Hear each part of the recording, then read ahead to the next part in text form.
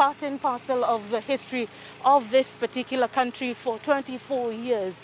So we want to get a sneak peek of how this vehicle looks like. I don't know how far the security detail will allow us to just view this vehicle. As you can see, there are some members of the Kenya Special Forces, the military police.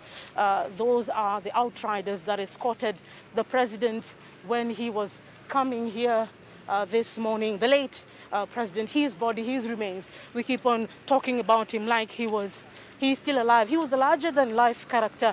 Edmond, if you can remember those days when he was president, he was everything for this country.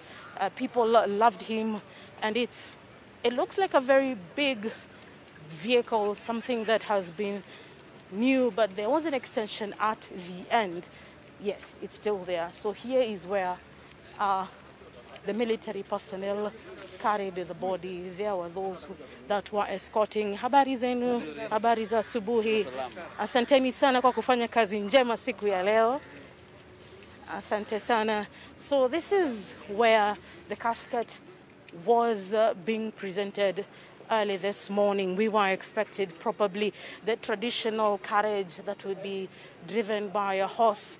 But then this is 2020. There is a new dispensation in terms of how things happen. So even now, even in the new status quo, we can see how differently things are being done to ensure that this funeral goes on as planned. So this is a picture that we probably missed, but however, we can still show you where the body or the casket that was carrying the late President Daniel Toroitich Arap Moi was. The members of the military who are escorting this situation early this morning. The outriders just taking their break a bit before the president of this country comes in to be the first Kenyan to view the body and to pay his last respects. So Daniel Moi, like I said, was a larger-than-life characteristic.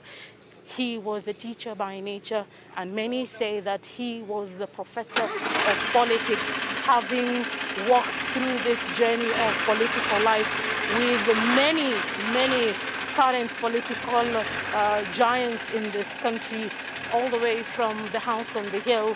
He was the man who taught them this is how we walk in politics, even though he never went to school really to get the details of how to become a politician. So basically, this is an important day, 3 days of national mourning. We begin today when Kenyans will be here to stand and look at the body of a man who was their president for 24 years.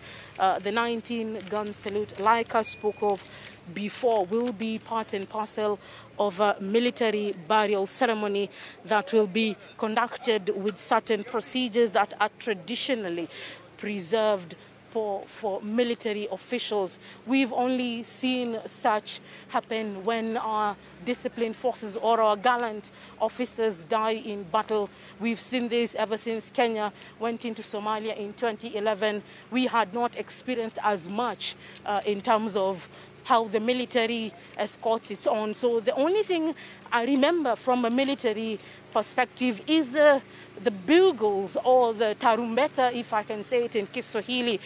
Those are some of the things that are part and parcel of the military disciplines of honoring their dead. When this happens, then they will take their time basically to just play the tarumbeta, the bugles, and to remember a man in silence for about a minute and just give honor to a man who served alongside them or who was their leader when he was in charge of the Kenya.